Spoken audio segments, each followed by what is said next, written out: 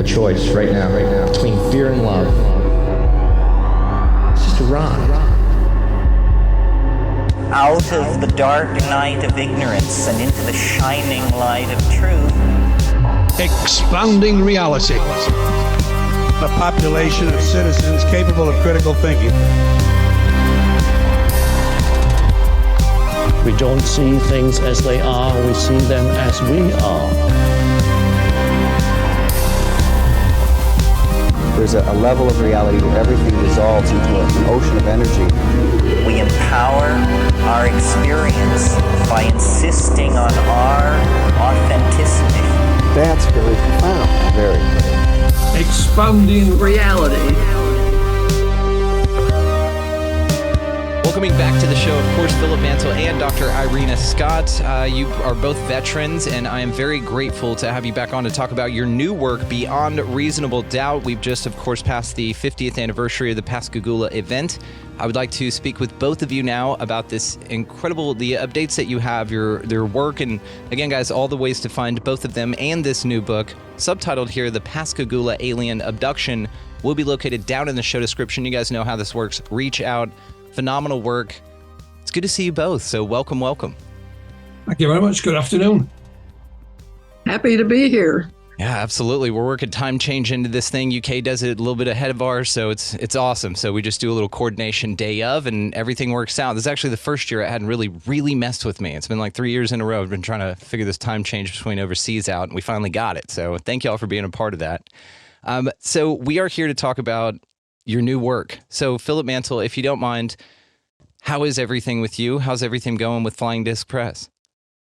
Well, like everyone else, we've been affected by the economic situation around the world, but we're still plugging away, and we have a raft of new books in the pipeline for the back end of this year and into next year and even 2025. So hopefully our current book, we've purposely made that in a variety of different formats and sizes, keeping in mind the economic situation. So hopefully there's something there for everyone's, wallet, so to speak. And that is a conscious thing that I'm taking forward with me into next year as well, And it's rather apt that we're recording this today, because today would have been Calvin Parker's 69th birthday. So happy birthday, Calvin, wherever you are. Godspeed, friend. And I meant to ask you, and of course we were going to open with this. Of course, Calvin Parker, the second in the abduction story, which of course we're going to talk about just a little bit here. He was the final remaining member of that two-part group with Charles Hickson and him, and he did just recently pass. So wanted to talk about that just to give you a little bit of time here, Philip, to reflect on y'all's friendship, because I know this goes so much deeper than just a story with you and him. Y'all were brothers, man. Absolutely. I mean, Calvin and I linked up initially in 2018, and I published 2 books by Calvin. But we would speak literally every week, on Skype. And in between times, there would be exchanges of emails and things of that nature. It just became a natural thing for me to do. If I thought, I need to clarify that, I'll just send Calvin an email and we'll get to it. And I've almost found myself doing that since he passed away. It's like a reflex, something that I thought I didn't quite understand. Oh, that's Calvin. No, I can't do that anymore. So I think, we did become very, very close friends. It reminded me a lot of my brother. I only ever had one brother who was older than me. He died some years ago. They had similar character traits and a similar sense of humor, And I told him that, and I was happy that I spoke to him the week before he died. I got him on the phone. I told him how much respect he had around the world. Told him that I loved him, and I also told him he couldn't die. And he said, "Why is that?" I said, "Well, your wife hasn't given you permission yet." And as poorly as he was, he managed to laugh, So at least his last memories of me will be with a smile on his face. And it was a great guy. It's beautiful, and it's a beautiful relationship you two had, and you're absolutely right in the sense that his work will live on in his story and his ability to come forward. And you picking this up, you, Philip, are the guy who broke this in my mind. You know, there are a couple. I know Hickson did a book in '83, but there are a few other things that have popped up in there. But you're the man that got Calvin Parker to come out and actually talk about this thing in a way he was comfortable to. And so that is what allowed, you're the man who allowed him to open up and be vulnerable, which is huge. I mean, you're the pioneer of this case, and it's one of the most fascinating cases, and we are absolutely going to get to it. I do want to know, Dr. Scott, were you introduced to Calvin Parker? Yeah. I talked to his wife too. What's your favorite memory of Calvin there? I don't know. That he actually got brave and started talking about it, I guess. Good call. He'd spent 50 years not saying a word, and finally he said something. Heard that. Yeah, no, and beautiful. That's a beautiful thing to take away. Calvin, did you have anything, Philip, that you just wanted to remind us I'll about tell you Calvin? one little story, and it sums up the man. I mean, Calvin's mother was in a nursing home. And she was so ill, she got to the stage where she didn't even recognize it. You think that's sad, but even though Calvin was really poorly, really ill, every Friday night he would take his guitar, go to the nursing home and sing for the residents and, to entertain them. And he said to one of our sort of joint colleagues, "Don't tell Philip because he'll put this on Facebook." And what Calvin didn't know is that I have 3 songs of his, on the record. I've actually got them, and he could sing in tune. Let's put it that way. I won't put them on Facebook, but it showed you what a lovely guy he was doing that when he was seriously ill himself, but then he still had that sense of humor afterwards as well. And that's one of my final thoughts. If you ever think of Calvin, it's that little story that always comes back to me. It really is. It's beautiful. What a great story. And you're absolutely right. It's one of those things to peek behind this. And Calvin was one of these guys that did not want this recognized. I mean, he initially, of course, the story goes as it goes, that he said that he sort of passed out and didn't want to relay that he was consciously aware of anything that happened. Wanted to be done with this completely, even moved after he came out about it later on initially. And so this whole thing was not for publicity, which makes the story even more compelling. And then, of course, with Dr. Scott's findings as well and beyond Pascagoula, which episode 110 down in there, guys. So all the both episodes that they have both been on, episode 4 and 139 for Philip, and Dr. Scott 110 will be located down in the show description. So get more into detail with that, as well as reach out. All of the works that have been contributed to this are going to be located down there as well. So just a compendium of links down there for y'all. So we have some new evidence to come out, but also it's just fascinating when you look back at the case, review it from a few other findings that Dr. Scott has found and brought forth in her work. It's a fascinating thing that continues to get more interesting as you look at it. So I know perhaps it's been told a dozen times, but Philip, if you don't mind, would you just give us a quick what happened that night of October 11, 1973? Yeah, absolutely. Calvin had recently got engaged to his fiancée, Waynette, and he bought a new car. And he didn't live in the Pascagoula area. He lived out near Laurel, which is, a good distance away. And he was working long hours. And Waynette said, it'd be nice if you had a regular job. I could see more of you. Now, Calvin's father knew Charlie Hickson. Their families had grown up with each other. So his father said to him, why don't you give Charlie a call? He's a foreman in the shipyard. He might be able to get you a job. So Calvin did that. Charlie said, no problem. We're setting on. So the idea was Calvin would live with Charlie Monday to Friday, paying some lodgings, and then go home on a weekend. So Thursday, October the 11th, 1973, was his first day at work in the shipyard. And he spent the morning, doing health and safety checks. In the afternoon, he was employed as a welder, and off he went to work. On the way home that night, Calvin's driving home. The one thing that both gentlemen liked, was fishing.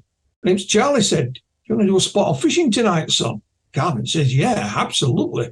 We went and got some fishing tackle from Charlie's. They set off. They bought some bait on the way. Charlie's giving him directions because Calvin didn't know the area at all. So they're driving down by the Pascagoula River, which is just right next to Highway 90, where they were. The Hughes Bridge goes over the river. They passed a car that was parked up with a couple of people in it. Then they passed a no entry sign, and Calvin remarked on this, and Charlie said, "Don't take any notice," you know. So they set about fishing. The first spot they were in, they got infested with insects, so they decided to move, and they parked up themselves on an old pier. You know, there was an old abandoned little shipyard, and this, you know, so they stood there fishing away. They heard this little buzzing noise first, and then this blue light came from behind them and went out across the water. Calvin thought, "I knew we shouldn't have ignored that no entry sign. It's the police. We're going to spend the night in jail, you know, for trespassing." So they both kind of turned around at the same time. And Charlie actually said in his book, he said, "I remember seeing the look on Calvin's face, you know." And of course, it wasn't the police. This oval object was descending. It was giving off this, you know, radiant light. It had two lights on one end. It stopped about 2 feet above the floor. And then this opening appeared. And the light then became more intense. They had to shield their eyes. These three humanoid figures literally floated out of this thing. They didn't touch the ground, about 18 inches above the ground. Charlie described them as being about 5 feet to 5'4". They were greying coloured. The skin was wrinkly like that of an elephant's. They had no neck, and then outside on the side of the head was carrot-like protrusions, and one out the front. They had long arms with pincer or mitten-like appendages. The legs never moved. It was almost if they were welded together. Two of these things got hold of Charlie. One got hold of Calvin. And whilst they were terrified, they then became kind of relaxed, but they couldn't move. The only thing they could move was their eyes. They were taken into this thing, Calvin to the left, Charlie to the right. Calvin said he was laid on a transparent table or something of that nature. And this ugly thing, as he calls it, just stood to attention. And as he looked up, an object came out of the ceiling. It said it was about the size of a deck of cards. Stopped in front of him, went around him, making a kind of a clicking noise, went back up. And then he said he felt this presence behind him. And somehow he knew it was a female. And sure enough, a female appeared. To all intents and purposes, she looked pretty much human, apart from the fact that her middle fingers were a lot longer. And she opened Calvin's mouth and stuck her finger in his mouth, which it hurt. And at one point, they removed his lower clothing and his shoes and socks, and they stuck something in his foot, and he said it hurt. You know, they redressed him. He managed to gain his composure at one point and got hold of this female round the head. But she just pointed to the creature. It got hold of Calvin, and he was back outside on the pier. Charlie, you know, he said he was suspended. That's how he described it. He was being suspended. And something came out of the wall in front of him. He said it looked like a big eye. You know, that's how he described it. He didn't see any female creatures. Charlie thought, I'm going to die. They're going to kill me, you know. And he said, I hope they get it over with quickly. But this creature then got hold of him, took him back out to the pier, and there's Calvin standing there with his arms stretching out towards the water. Charlie's legs gave way, but he managed to stagger to his feet and shake Calvin. Son, are you all right, son? And they both turned around to see this thing go off, gone in a flash. So they discussed what was the best thing to do. And at that point, they weren't going to tell anybody, you know. So they staggered back to Calvin's car, which was brand new. I mean, literally brand new car. Charlie opened the passenger door and all the glass fell out. Calvin got in the other side. He said, it took me at least 20 attempts to start it. And he said, you know, it just started first time. So they set off. And as they're heading back home, it was Charlie who had a change of heart. He said, no, we got to tell someone. What if these things come back and do this to somebody else? Charlie had been in the army and fought in Korea. So he said, what if this is the start of an invasion? So Calvin agreed, but on one condition.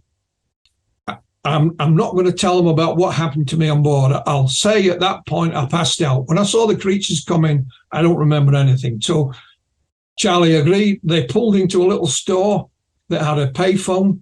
Remember, this is 1973. They put coins in the phone. In the phone, and the first person, the first place he phoned, this was Charlie. He phoned Keesler Air Force Base, which was nearby, and they said, "Sorry, we're not in the UFO business anymore. Ring your local authorities." And Calvin's in the car shouting obscenities. He was not best pleased. So they ring the police. It's actually the sheriff's department that handle it. They send a car out to them, and they give them a sobriety test, no problem, and they escort them into town to the Jackson County Sheriff's Department. They're both interviewed separately. They're then put in a room together and left alone for a few minutes. Unbeknown to them, there's a tape recorder in the desk next to them. The deputy comes back and takes something out of the desk. They've no idea what it is. And the deputy and the sheriff and whatever you think, we'll have them now. They'll be laughing and joking, But of course, when they played the tape back, they weren't. Calvin's literally crawling up the wall. He's going off his head. So, there's a change of attitude then with the sheriff's department. They tend to believe them and say, well, there's not much we can do for you guys. You better go home. So they say to the sheriff, please, don't let this out. The sheriff says, no, we won't tell anybody. So they go home. The next morning, they get up to go to work. And as they pull into the shipyard, they said there's one or two cars extra there. They hadn't been at work 2 minutes when they're summoned to the boss's office. And the boss said, what the hell have you two been up to? The telephones won't stop ringing. I've got journalists outside. Somehow the story had got out. So they tell their boss. And he said, well, I'll give you the use of our company attorney if you want, Mr. Kalingo. They didn't ask for it. He just offered it. So they were then dispatched to the Singing River Hospital, where they were given, a quick exam. And somebody said, what about radiation? Well, the hospital couldn't check for that, but they said, well, Keesler Air Force Base can. So they are driven to Keesler Air Force Base. They're given the once over with a Geiger counter. There's nothing there. And they say, oh, well, while you're here, gentlemen, why don't you tell us what happened? So they do. They're going. And we have a complete recording of that conversation. There was a stenographer there. So we have the full transcript and all the officers that were there. And then we have the transcript of the secret tape that became known from the sheriff's department. And the story was out. The next day, Dr. James Harder from APRO arrived. And of course, Dr. Alan Hynek, the Close Encounters man. And they reviewed all the data. They listened to the secret tapes. And before Hynek went back home, he held a press conference and said, these two gentlemen are the real McCoy. You should treat them with respect. And Calvin eventually went back home. He ended up in the hospital. He had a bit of a breakdown. And of course, Charlie was the one who was like the torchbearer. He went on to speak about it on television, conferences. He passed away in 2011. Calvin was literally like the Hulk from the 1980s TV series, Dr. David Banner. He was pursued by a journalist, and every time he caught him, he'd move to a different town. But that's exactly what Calvin did in real life. For the first year after the event, he was in the Marine Corps. Not many people know that. And then a journalist turned up at the base he was at. So he went to see his commanding officer, and he said, well, it might be best, son, if you leave. We don't want any of this alien business connected with the United States Marine Corps. So he got a discharge, and he literally, with his wife, Waynette, and later on their children, would move from town to town every time somebody recognized him. There was one point when he used a false name, and his boss called him one day and said, you're fired. He said, what for? I haven't done anything wrong. He said, well, your name doesn't match with your social security number, So that went right on until I contacted him in 2018. Now, I only wanted an interview, but it turned out into something more. And the good thing kind of is, I didn't know at the time, but Calvin had already been ill. He'd had a stroke and he'd had open heart surgery. And I think in the back of his mind, this was his one chance to tell his story in full, accurately via myself. And he did. But that also led to a lot of other people doing exactly the same thing. So, it wasn't just Calvin's story. It was a whole story for a lot of other people as well. And that's where we end up today. It's an incredible story. It's easily one of the most interesting abduction cases we've ever heard of, especially all the way down to the beings, a description of the lights on the craft, the other corroborated witnesses, which Dr. Scott, I'd love for you to remind us of here, if you don't mind. There's additional witnesses to that story that took a while to come out. When actually were they able to speak up about this, Dr. Scott? Well, the first one was Calvin had been videotaped, and it was on YouTube. And someone wrote just a note to YouTube and said, yeah, my parents saw that, which, is pretty funny. And Philip got in contact with her, and gave me the mother's name. And this was the first person I'd ever interviewed on the subject. And they're Maria and Jerry Vernon Blair. And I talked to Jerry just not very long, because he was a skeptic. And he just said something about, he heard a big splash and something about a blimp. And then he handed the phone to her.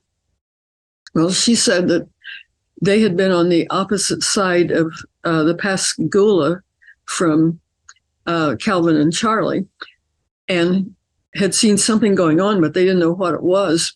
And then the next day it was in the paper. So that's what they'd been seeing, although they didn't know it. And she said they were a young married couple then. And she said that while they were waiting at where they were for her husband's supervisor to come, and they were going to take a ship out to the oil stations or whatever, and oil rigs and things, and supply them. But the supervisor was late. And so they were sitting there in the car watching over the river and everything. And they saw this thing flying around, and she thought it was an airplane, but she thought it was really, really, really strange, because it didn't go anywhere. It just kept, circling and going here and there. And she kept saying, well, the pilot must be lost. What's the pilot doing? Is he looking for something? And she was confused.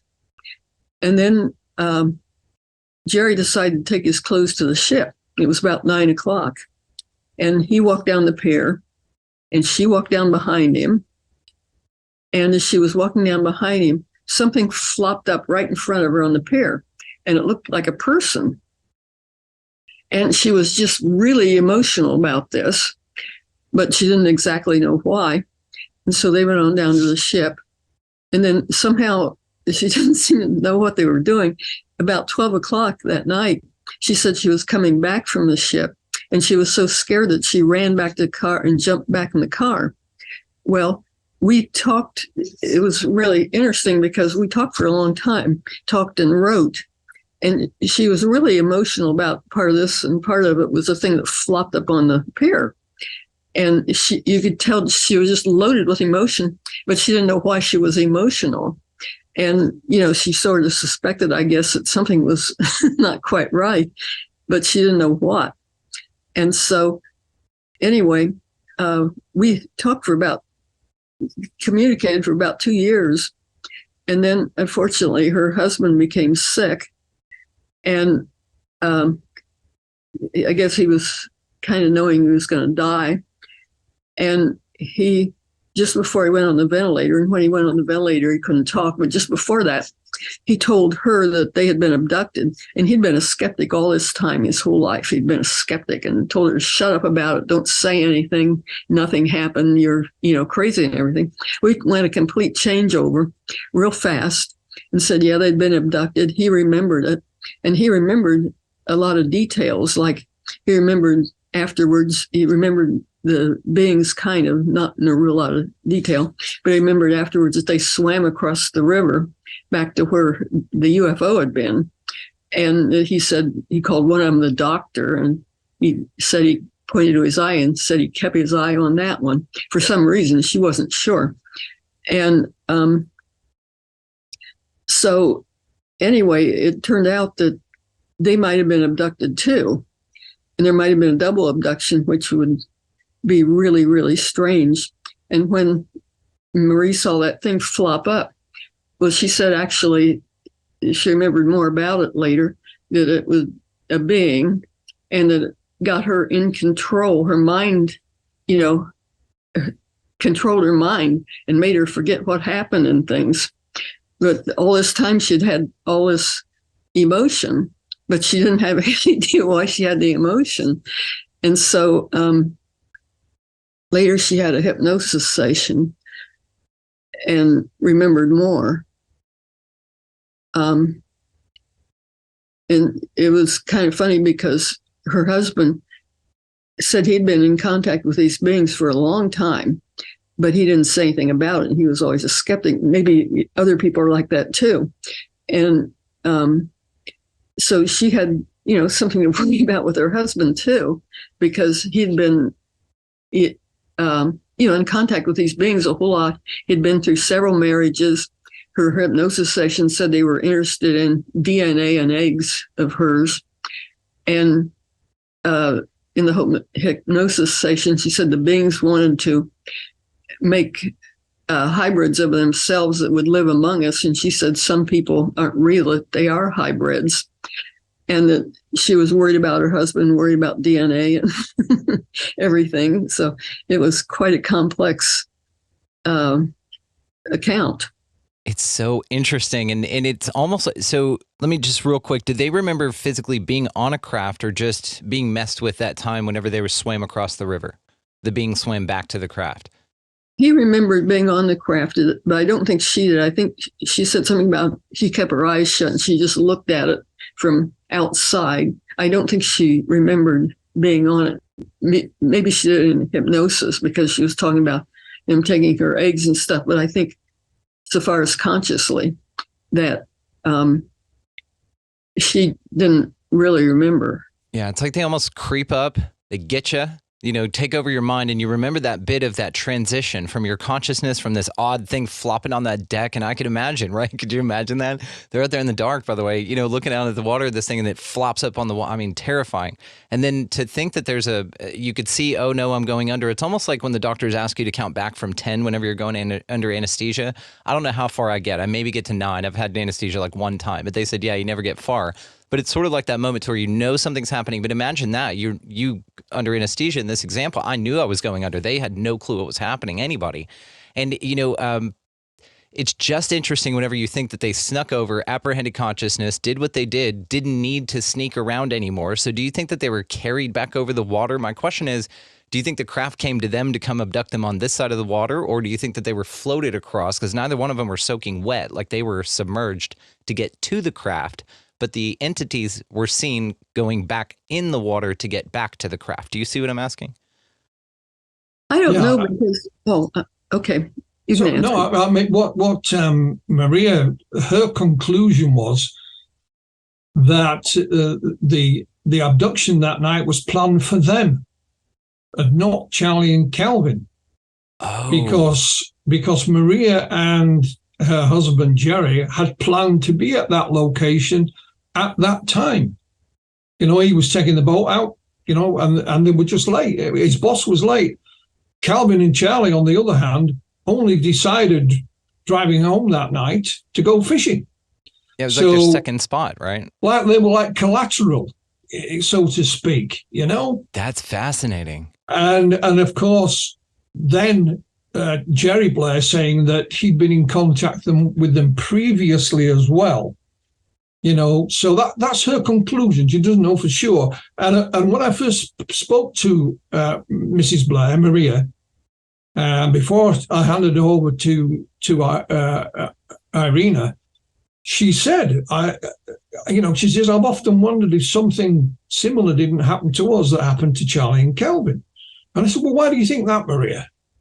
And she said, I can see something out of my peripheral vision, but I can't quite make it out. This is with the emotional part that Irena was talking about. She was very emotional about it. As we progressed and as Irena discussed things with us, it wasn't from her peripheral vision. It was one of these creatures that got hold of her. And she closed her eyes and she was literally peeping through her eyes. And it was that little bit that she could see, not out of the side of her eyes, but she literally screwing her eyes up, and she said on several occasions now, it put her out almost instantly. But she still had time to get that little glimpse of what was happening. And and of course, she also knew the area. So when she's saying this is an airplane, she knew there's no airfield there. This thing was coming down as well, and there's nowhere for it to land. But she's still trying to rationalize it. She didn't instantly say, oh, look, there's a UFO. Same with Jerry. He kind of dismissed it and said, oh, well, it must be a helicopter then. Or like he said to Irene, it must have been a blimp. But again, there's nowhere for a helicopter in that area, So, it just made it more and more fascinating as time progressed. And that was Maria. And in our book, of course, there is the whole transcript of Maria's hypnosis. What I should say is, we told Maria first off, forget about hypnosis. Your husband's not long died, but she asked us again. So we said, okay. So we arranged for a hypnotherapist, a professional, to come to Calvin Parker's house, because Calvin had been under hypnosis before. He now knew Maria, they were friends, and it would be conducted at Calvin's house. But we never told the hypnotherapist anything about the subject matter. She was just given a date, a time, and a location. And of course, we had it filmed. I hired a professional cameraman to film it.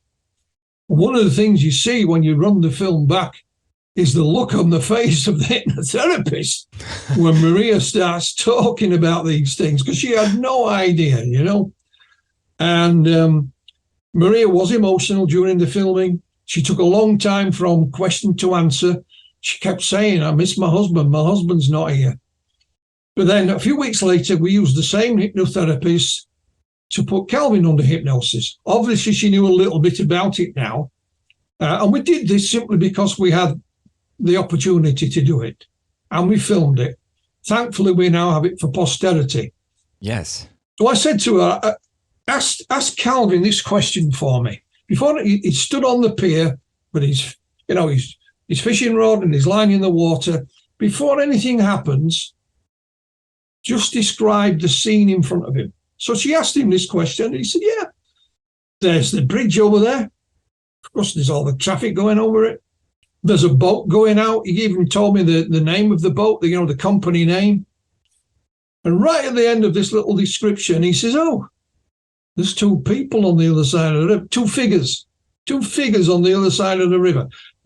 Now, my question to that is, was this Mr. and Mrs. Blair, or was it somebody else? I mean, we'll never know, It brings up so many more questions, especially, of course, now you've unturned another stone with this, but it brings up so many more questions because, yes, was Calvin and Charles's experience sort of, like you said, collateral damage because they were sort of an incidental, but there was traffic going by. There were people on the boat. Like, did y'all track down the people on the boat that night and see if they had some weird stuff? Because it seems to be, what's the sphere of influence for collateral damage, if that's what it was? It's just interesting. One of the criticisms back in 1973 was that no one on the bridge that night saw anything. Well, that's the wrong thing to say. No one on the bridge that night has come forward. Right. However, there was a gentleman who we interviewed with, Mr. Charles Rusty Anderson. He said, I was driving over the bridge that night with my wife. And he said, I saw this white blue thing. Calvin and Charlie saw the blue lights down below me. And he says, I thought, whatever it is, it's going to crash. It was that low. He said he watched it for about 30 seconds, which is a good time to view something. The following day, he went to visit an aunt who lived down by the river. And before he could open his mouth, she said to him, "You'll never believe what I saw last night." You know? Yeah. So we didn't, the aunt's long gone, but we did interview Mr. Anderson, and he's in the book. And what is interesting, Irena and I have been consultants on a new documentary that's being made by a UK company. And they were over in the States last year filming, and they interviewed Mr. Anderson.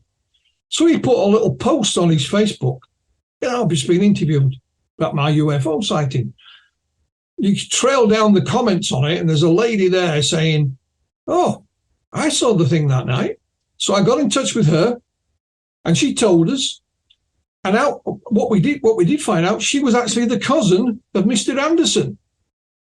And she didn't know he'd seen something, and vice versa, you know. And then another example how things just work with this case. Calvin was doing a book signing in Pascagoula. An elderly gentleman with white hair steps up, I'll have a book, Mr. Parker, there you go. You know, and he says, "Oh, I saw the thing that night." And off he goes. He's always got his signed book, and off he goes. Luckily for us, someone was taking photographs. And we have a picture of this gentleman buying the book. We didn't know who he was, so we put it on social media. A lady contacted me. She says, "I know who he is." And I said, "Well, will you ask him if we can talk to him?" And he come back and said, "Yeah." It was a chap by the name of Mr. Lewis Lee. And Mr. Lee, again, was on the other side of the river that night, but this time in the shipyard he was working. And he was a crane driver. And he said, "Philip, my cab is about 10, 12 feet off the ground."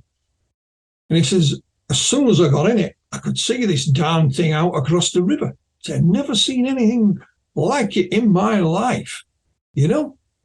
And he said, "I watched it for some minutes. And the only reason he took his eyes off it is because his colleague down below him is shouting, what are you doing?" And he had to see to his load or whatever it was they're doing. He said, "When I looked back, it was gone." And I said to Mr. Lee, "Did you report it to anybody?" He says, "Philip, this is 1973. You can't call Ghostbusters, He said, "I told my family about it, and that's it, Sadly, Mr. Lee has passed away since we interviewed him, but his interview is in our book. And, following on from Calvin telling his story, Irena and I were really on I'll say a mission. It's probably the wrong word, but I'll say a mission to document these other sightings, these other bits of information before it was too late. Had we hesitated and not bothered with Mr. Lee, his story would have gone untold, because people are reaching that stage in their lives, and so on. And same goes with Calvin, of course. I think he realized, even when we first started talking, that there was something else other than his heart problems brewing. I think he had an inclination that, because he used this phrase to me, he said, "We all have our own expiration date." And I think in the back of his mind, he thought, well, I've only got this chance now to tell my story. And of course, that's exactly, what happened. But, more and more people came out of the woodwork. It's or we found them. Some people say, like Jerry and Maria Blair, they only want their 15 minutes of fame. They didn't want anything. It was their daughter that made that comment on YouTube. Had she not made that comment, we probably would never have found them, So they didn't step forward. We found them. And thankfully, we've documented what they've had to say. It's brilliant. And you're like the Batman of these investigations. You have the best luck when it comes to this stuff, but you're also so tenacious with this. I remember every time you've come on, the part of the reason I love having you on is to hear the connections you've made through your detective work to find these obscure, incredible additions to cases that are just so much more fascinating as you add the pieces to them. So like you said, yes, if these parts of this, because Jerry and Maria's case now. I mean, it's so interesting, and just to what you said about your hypnotherapist, I'm thinking of Bud Hopkins and how he used to bring people to hypnotherapists, and like Dr. Clymer, one of his long loved ones, but the first time that he met, he was interviewing all these different hypnotherapists, and I just picture their faces, because he didn't tell them anything either. He gives them very objective view, just here, give me a date and let them go loose on it, and then the shock on these people's faces, right? But like Bud Hopkins as well, it ties into the Blair's case, because now if we're talking about genetics, I'm thinking of Intruders, of course, and the Copley Woods event. And it's silly, though, and so I kind of want to bring this up. So let's talk about the hybridization real quick. What do you guys think to that element of the story, that there is some sort of genetic material being taken and that there is some sort of race being created? Just feel free to speculate wildly here, but there are quite a few reports of this being in the narrative. So I don't think can't be part of the conversation. What do y'all think? Dr. Scott, we'll turn it to you first. Well, I think nobody has an emotional reaction to it because it's so creepy and it comes from hypnosis. And so everybody said, well, it couldn't possibly happen. But, it might happen. And she kept saying some of the people here aren't real, that they're hybrids. Maybe that was her husband for all I know. And they may be distributing their DNA to us and things. So it was pretty creepy, but, you don't know if it's true or not. I mean, if it is, it's really creepy. It is, or it's a cover story. Maybe it's a mental cover story that's implanted, which I don't know why anybody's able to remember anything on this. I have my own theories about that, like we all do, but maybe it's something planted because there's something worse going on. Maybe they're like, just tell them it's a hybridization program kind of a thing, and perhaps it's a seeded memory of some sort, just sort of a consideration, sort of a take-home bag of just some sort of narrative, but it does pop up. That, the atomic weapons thing, all of this seems to be part of this strange narrative that just gets more bizarre when you really niche down into each in particular case. And of course, Bud Hopkins played a significant role in this case that a lot of people might not be aware of, because in 1993, Calvin had another encounter, this time on his own. He was out fishing in a little boat.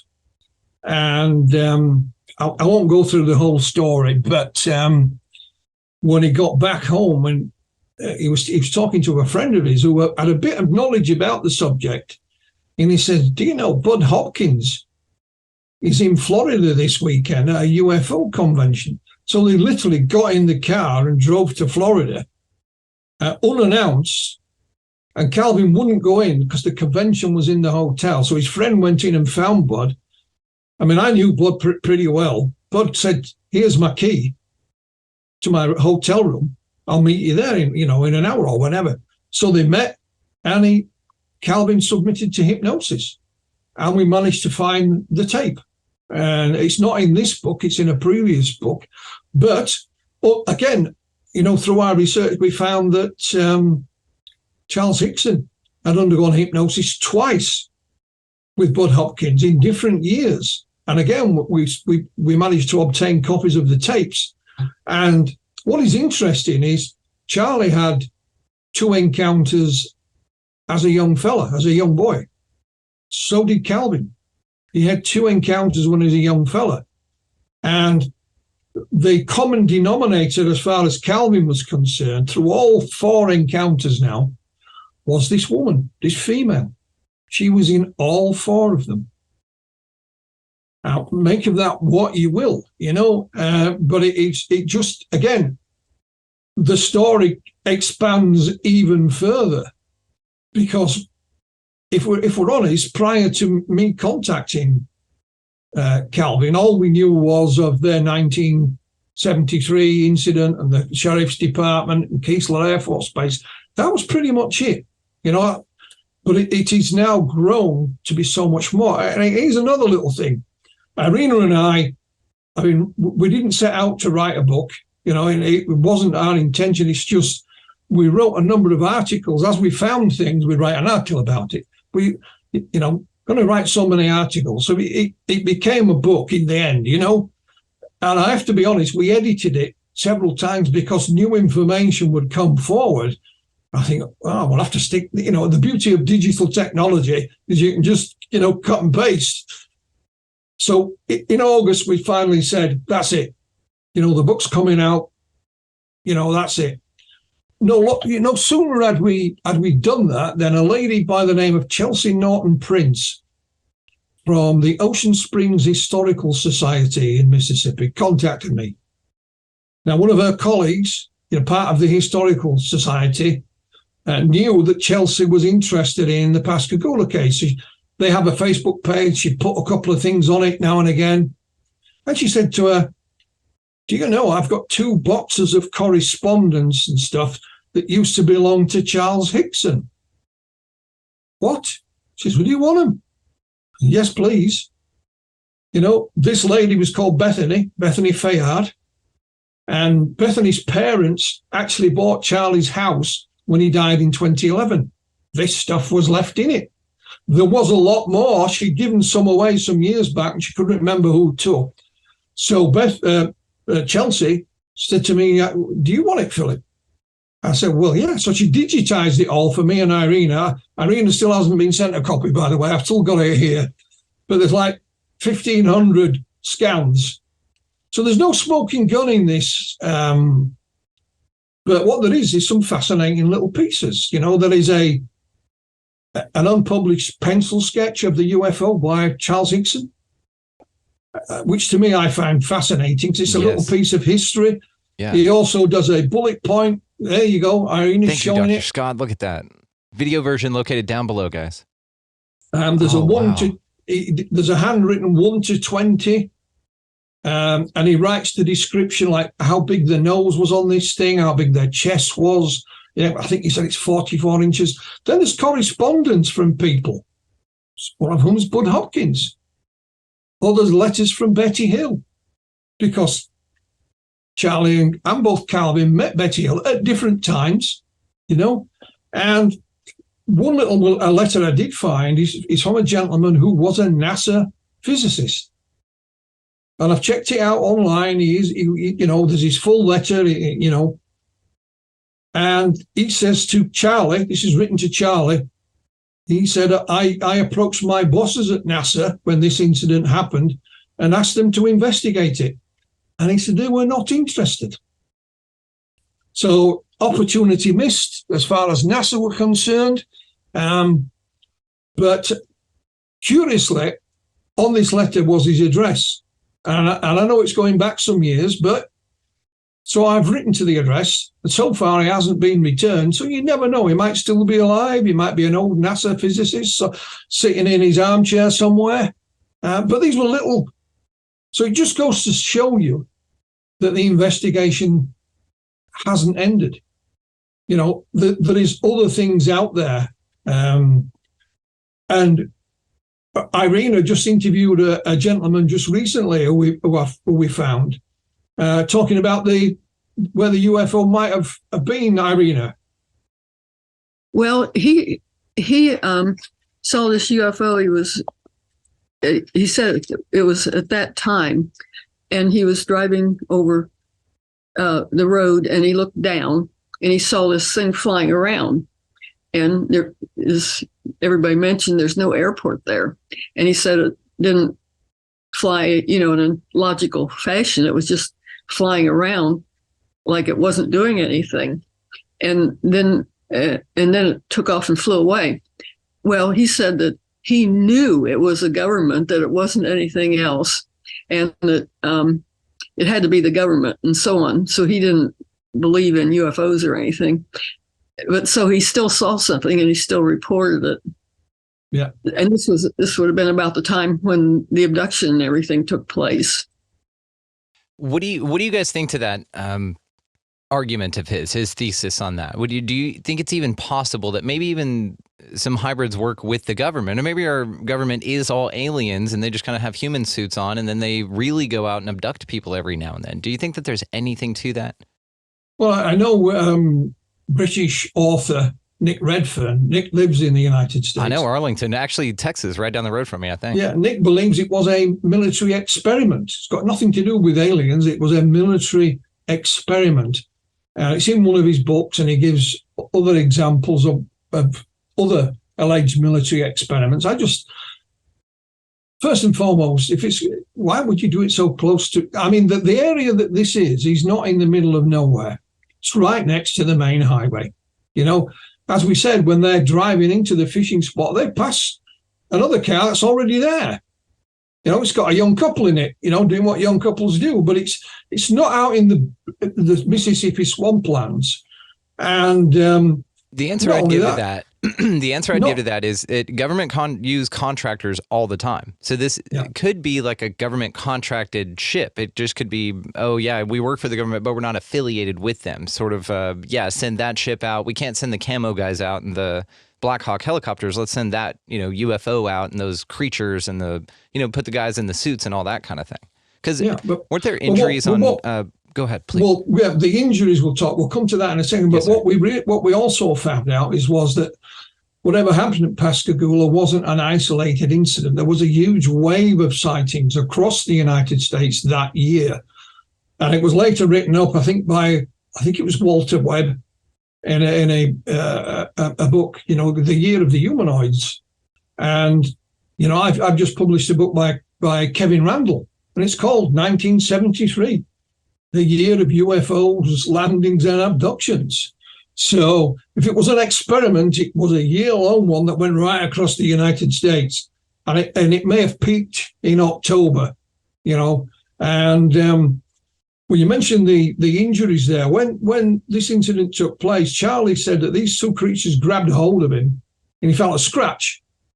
He thought it might have been an injection, but he felt a scratch on his arm. And didn't he hear a little air sound as well? There was sort of this was Calvin said that. He said he heard this little psh, psh. But when Calvin was on board this thing, he said they took his lower clothing off and his shoes and socks and they stuck something in his foot and it hurt. And he said it felt like they were drawing the life out of him, like they were sucking the blood out of him. So when I started working with Calvin, one of the things I said to him was, he was writing the manuscript at this time. Have you got any photographs, Calvin? Any documents? Not a thing. He said, we lost everything in Hurricane Katrina. Because his house is literally, 60 feet from the river. And his house was under 10 or 12 feet of water. So it was all gone. So what I did, I sent out blanket statement requesting anything, basically. And the Center for UFO Studies contacted me, obvious place to start, because Hynek was on site in 73. They sent me a PDF file, mostly newspaper cuttings, but we're grateful for them. But in the middle of this lot of stuff, what is a one-page typewritten letter. So it's done on an old typewriter. And the reason we know that is because it says the date on the top. And they've gone over the date. They've typed over it. They've made a mistake and gone back and typed over it. So it's October the 13th, 1973. And it's called Puncture Wounds. And it details Charlie and Calvin being stripped down to their underwear, being given a once-over, and that they find, in inverted commas, puncture wounds in Charlie's forearm and in Calvin's foot. And it talks about photographs. Well, there were no photographs for it, but I thought, this is a fascinating little document. So I said to Calvin, who stripped you down to your underwear? And he said, it was Dr. Harder. He just asked us to do it. He wasn't a medical doctor, by the way. He was a doctor of engineering, but at least he did that. So it must have been, I don't know, a year or more after this, could be longer than that, without referencing the book. I can't remember exactly how long. But the same gentleman, Mark Rodiger, at the Center for UFO Studies, sent me an email. Says, Philip, I've been rooting through some files today. I wasn't looking for this, but I'm sure you've already got this, but I thought I'd better send you it just in case. And hey, presto, it is the photographs to go with that document. And you see Charlie's arm, his forearm with these marks on it, and Calvin Parker's foot. And we know, because there's no face, there's no head on them, but we know who's who because it's a photograph and they've written the names on the back.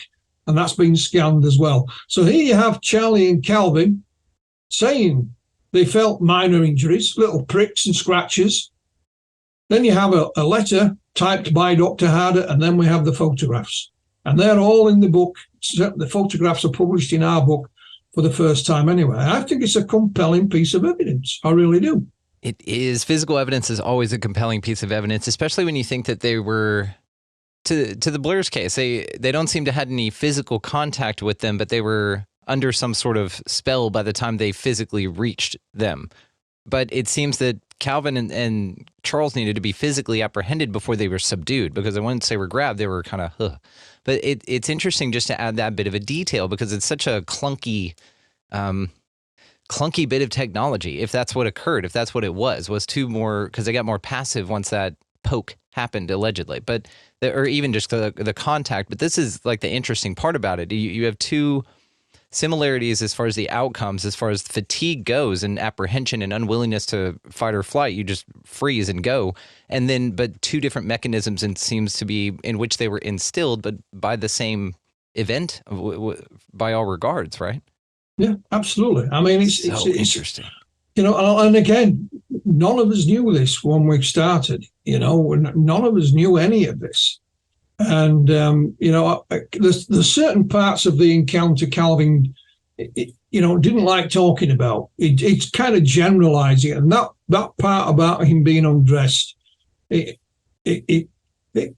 embarrassed him amongst a lot of things, and Calvin was a tough young fella, used to sticking up for himself. He told me, he said, I was at school with my younger brother. He said, if anybody picked on my younger brother, they had me to deal with, But here he is lying helpless and cannot do anything about it. And that preyed on his mind, whereas Charlie was the opposite. Charlie was 42 years of age, was a veteran of the Korean War, saw some quite severe, action. And so he had that to fall back on. And he said, he says in his own book, he said, I thought these creatures were going to kill me. And I just wanted it over with. But then he went back to his time in Korea, and he said, we were pinned down by enemy fire. And I think he said his captain was there. And his captain says, stay calm, don't worry. An opportunity will arise for us to get the hell out of here. And it did, So then, instead of thinking about they're going to kill me, he went to thinking back to his military mode. I'm going to stay calm, the opportunity is going to arise, and I'll be able to get out of here. Whereas Calvin had none of that to fall back on, none of it at all. I mean, it may sound strange to people today, but one of the things Calvin was really, really worried about was he just got engaged. And he was worried that if this story got out, his future father-in-law wouldn't let him marry Waynette. Because Waynette was only 16 at the time, so they needed, parents' permission. Calvin was only 18, And it seems kind of strange to us in today's modern society, but that was on his mind as well. And, the whole story has just opened up and gets bigger and bigger and bigger as time goes by. And I don't see it ending anytime soon. I really don't.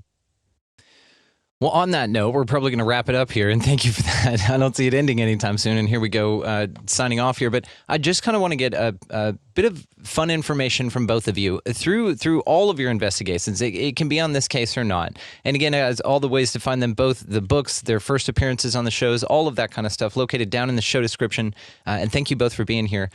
I find it funny, though, in some of these cases, and I'll bring back to Intruders, the Bud Hopkins work here for a second, that in that hybridization program, right? It says terrible, horrible stories within that book. Highly recommend. In fact, I'll link it below. Everybody get a copy and check it out. But within there also are some beautiful nuggets of that you kind of call into question what the hell these things are and their intelligence, if that is what we're dealing with here, rather than just some sort of technology that some dorks kind of know how to use pretty well, right? The point is, and I'll ask you guys if you have any examples in your findings, is the cases of men who have had vasectomies that they pick up for breeding programs, and there have been many. Have you guys heard of these cases? No. They're wonderful because they pick these human beings up for the specific reason of breeding them in their hybridization program. They'll take the sample after an interesting event, sort of like Andreas Villas-Boas's event, and then they'll take that sample over, and then they'll say after some time a large entity comes by and looks at him very angrily and sort of gives him the boot out of the UFO and sends him on his way. And this has happened multiple times.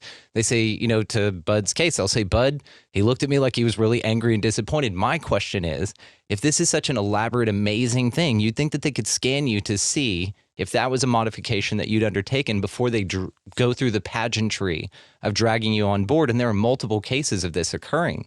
So it's sort of like a trial by fire, I guess, pun intended, hit and miss kind of thing here. But what do y'all think of that? There's some clunky elements to the UFO phenomena that I find well, it's a bit like they'll say, oh, my memory's been wiped. I can't remember what happened. But then they go on to hypnosis and they remember it. Now, right. Surely if these were aliens, they'd know by now that we can use that hypnosis. We can do that, right? So what is the point of arranging the memory in the first place? Great It doesn't make any sense. What I will say is, when I first started in the abduction side of things was way back in the 90s. And a local lady near to where I live, I interviewed many times. She had a whole series of encounters. And I worked with Bud on this particular case. I would literally transcribe the interviews I had with her, put them in the mail to Bud. He'd have a copy. And he'd read them and then he would send things back. Now, one of the things that, as you're talking about the hybrid thing, Bud was talking about a little bit later, this lady said the same thing. She said she'd had these phantom pregnancies and the baby had been taken away, and she'd then been taken back and shown it and said, this is your child. And she said it looked like a cheap child's doll with this awful cheap hair on it, Yeah. Like it had radiation sickness or something. That was exactly what Bud was talking about. And he nicknamed these smart baby dreams. But there was no way this housewife from England knew anything about that, but she was reporting exactly the same kind of thing that Bud was working on and hadn't yet published. And I only knew about it because of my correspondence with him. And I had him come speak at our conferences and things like this, but it was before he published it. So how the hell does a housewife on the other side of the Atlantic report something pretty much the same as a whole array of young women in the United States that are only known to Bud? I don't know. Perhaps there is an answer, but if there is, I don't know. It's wild. It just seems like an oversight almost on their part that there are these types of things that can occur. And then as well, too, you said that they're able to be actually recalled somewhere. And Dr. Scott, to what you said about the visceral reaction Miss Maria Blair had to her memory of the beast coming out of the water, whatever it was, there's a great book called The Body Keeps the Score. And it's basically that all the memories are stored here. And so you will get this visceral reaction that'll light you up, even though you don't have any conscious memory of it. And that's what occurs a lot of times with these. And especially, I think, whenever someone sees something off or something on a movie that flashes for a second, and they get terrified, it almost unlocks that petrification that occurred from some event that they don't consciously recall. It's just very interesting. Dr. Scott, before we end here, do you have any interesting, I guess, anomalies that just you're puzzled by whenever it comes to some things in the UFO phenomena? Well, I interviewed Bud Hopkins once, and I put it on YouTube. And I don't remember if it was part of the interview, but he said sometimes they can like delete the memory of a whole group of people, not just one at a time. And he was talking about, I think it was a school or a military establishment, something like that, where everybody forgot something. And so, you know, the abductions and things may be massive, and they may be a screen memory too, for all I know. Yeah, it's interesting, and it just keeps getting more mysterious, which is why I'm grateful you two are out here absolutely crushing it at the work that you're doing. You're bringing so much more light to these cases. You're making us ask so many more questions, which is always fascinating. So thank you both for your time. Everything, of course, all the ways to find y'all located down in the show notes. Look forward to doing it again. Well, thank you very much, and we'll probably get back to you when the documentary comes out. Absolutely. Because a number of these witnesses have gone on the camera this time for the first time ever. So I look forward to seeing them myself. I've only found them at the end of an email or a telephone line rather than you know, on video. So we'll get back to you when that comes out. Please do. I'd love to check it out, and congratulations on that as well. That's incredible. Thank you. Thank you both. Thank you.